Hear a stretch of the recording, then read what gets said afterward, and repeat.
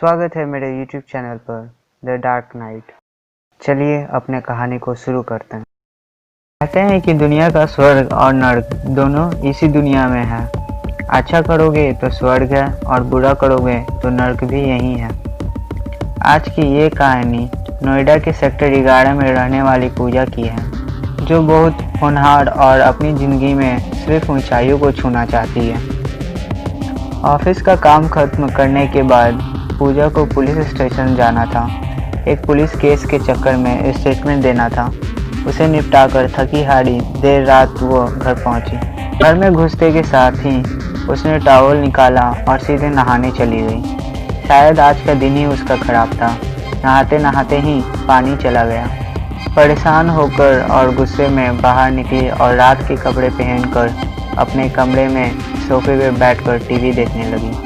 दिन भर के थके होने के कारण पूजा की आंखें नींद से बंद हो रही थीं और उन्हीं आधी बंद आंखों से पूजा ने अपना ही कमरा टीवी पर साफ साफ देखा।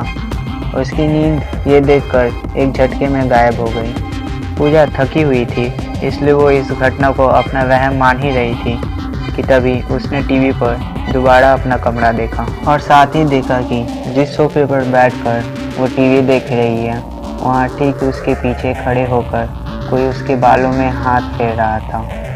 हिम्मत तो नहीं थी, पर पूजा ने तुरंत पलट कर देखा, पर उसे ऐसा कोई दिखाई नहीं दिया जैसा उसने अभी अभी अपने टीवी पर देखा। एक तो दिल्ली एनसीआर की सर्दी, ऊपर से मोहल्ले की खामोशी पूजा को डराने के लिए इतना काफ़ी था कि उसके ऊपर से पूजा उस फ्लैट में वहाँ अकेले रहती थी। उसने बड़ी मुश्किल से इन बातों को दिमाग से निकाला और सोने के लिए लेटी ही थी कि बाथरूम से एक आवाज़ आई। पूजा ने जाकर देखा तो वापस पानी आ गया था। नल बंद किया और सो ही थी कि एक आवाज़ से उसकी नींद टूटी। आवाज़ जैसे किसी ने उसका नाम उसके कानों के बेहद करीब आकर लिया हो। एकदम से उठकर उसने पहले अपने कमरे की लाइट, डाइनिंग रूम, बाथरूम और फिर किचन की लाइट ऑन करी। पूरे घर में उसे कहीं पर भी कोई नहीं दिखा, लेकिन इस बार पूजा की हिम्मत जवाब दे गई थी। उसने तुरंत अपनी पड़ोसी नेहा का दरवाज़ा खटखटाया और उससे कहा कि आज रात वो अगर मेरे साथ उस फ्लैट में सो जाए। पूजा के घर में जाकर पूजा और नेहा ने काफ़ी देर तक बात की और उसके बाद सोने चले गए। अगले ही दिन पूजा ऑफिस से जल्दी घर आ गई क्योंकि उसका बॉयफ्रेंड यानी कि उसका बॉस उसके घर पर आने वाला था। पूजा ने जल्दी जल्दी डिनर तैयार किया और डिनर प्लेट सजाकर नहाने चली गई। तभी बाथरूम के अंदर पूजा ने एक जोर की आवाज़ सुनी, जैसे किसी ने जोर से टेबल से कुछ नीचे फेंका हो। उसने शावर बंद किया और बाथरूम का दरवाज़ा खोला। बाहर सारी चीज़ वैसे ही थी जैसे उसने छोड़ा था। यह देखकर उसने बाथरूम का दरवाज़ा बंद कर लिया और शावर ऑन किया ही था कि तभी फिर से जोर से कुछ टूटने की आवाज़ आई। दोबारा जब वो बाथरूम से बाहर निकली तो देखा इस बार कुछ प्लेट टूटी हुई थी। ऐसा लग रहा था जैसे कोई जानवर अंदर आ गया है और ये उसका ही काम लग रहा है, जैसे कि बिल्ली। इसलिए इस पर ज़्यादा ध्यान न लगाते हुए उसने सारी प्लेट उठाकर डस्टबिन में डाली और उसके बाद वापस डिनर टेबल को सजा दिया। थोड़ी ही देर में दरवाजे पर दस्तक हुई। पूजा ने गेट खोला और सामने देखा तो सामने रोहित खड़ा था, या फिर ये कहें कि उसका बॉयफ्रेंड, या शायद उसका बॉस कहना ठीक होगा। पूजा ने उसका वेलकम किया क्योंकि पूजा के घर में रोहित पहली बार आया था। दोनों ने काफ़ी देर तक प्यार, मोहब्बत और करियर की बातें की और उसके बाद डिनर टेबल पर बैठे। खाना बस परोसा ही था कि पूजा के घर के दरवाजे पर एक दस्तक हुई। पूजा ने जैसे ही झटके से दरवाज़ा खोला तो सामने हाथ में फूल लिए और मुस्कुराते हुए रोहित बोला, सॉरी लेट हो गया। दिल्ली का ट्रैफिक तो तुम्हें पता ही है ना। रोहित को अपने सामने देखकर पूजा के चेहरे का रंग उड़ गया था। उसने पलटकर देखा तो अब तक जो रोहित उसके साथ था अब वो वहाँ नहीं था। पूजा के चेहरे के बदले हुए हुलिये को देखते हुए रोहित ने कहा, क्या हुआ, कोई भूत देख लिया तुमने? पूजा ने हिचकिचाते हुए और खुद को संभालते हुए जवाब दिया, नहीं ऐसा बात नहीं है, तुम अंदर आओ। रोहित अंदर आया और उसके बाद दोनों ने काफ़ी देर तक बात की और फिर डिनर करके टीवी देखते देखते सो गए। देर रात रोहित की आंख खुली एक धीमी सी आवाज़ से, क्योंकि एक मच्छर रोहित को काफ़ी परेशान कर रहा था। उसकी नींद आंखों से ओझल हो चुकी थी इस मच्छर के कारण, जो पिछले आधे घंटे से उसे परेशान कर रहा था।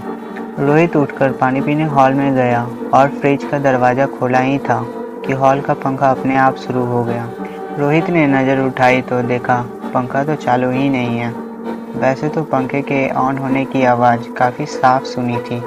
रोहित ने सोचा कि उसने जो सुना वो गलत सुना। फिर से वो पानी की बोतल निकालने के लिए जैसे ही झुका कि तुरंत फिर वही पंखा चलने की आवाज़ आई। जैसे ही उसने नज़र उठाई तभी वो आवाज़ बंद हो गई। फिर झुकाई तो आवाज़ फिर से आने लगी और उठाई तो फिर बंद।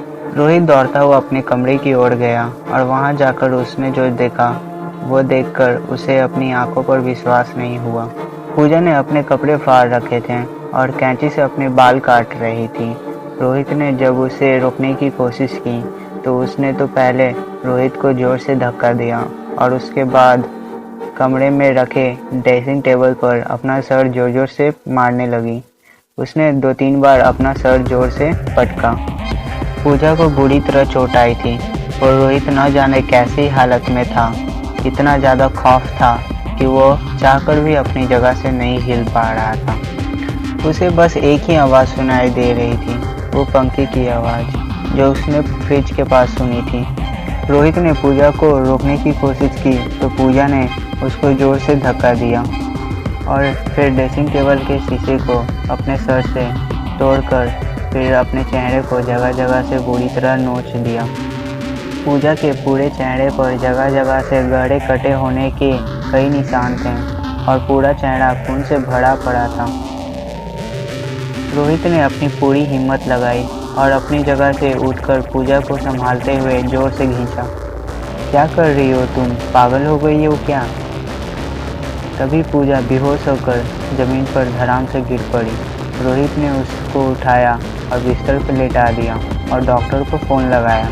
फ़ोन कई बार लगाने के बाद भी नहीं लगा, पर जो चीज़ कमरे में उसकी आंखों के सामने शुरू हुआ वो देखकर रोहित की हालत और भी ज़्यादा ख़राब हो रही थी। कमरे का टीवी अपने आप शुरू हो गया, पंखा अपने आप चल पड़ा।